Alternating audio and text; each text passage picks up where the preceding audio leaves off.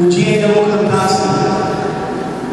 Agora eu gostaria de passar a palavra ao professor Rafael Souza. Aplausos para ele.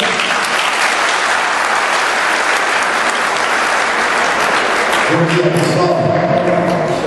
Mais uma vez estamos aqui no nosso Festival dos Talentos, aqui que foi idealizado pelo nosso sensei, nosso professor, Daí, o criador do projeto Esporte Marcial. O projeto Esporte Marcial está presente em Americana, com outras modalidades esportivas e culturais.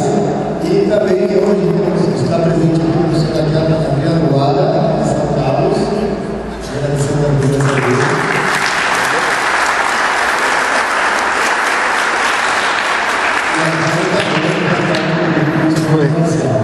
Então é um grupo grande, tem também gente presente em Mineiro e em outras cidades da região, Campinas,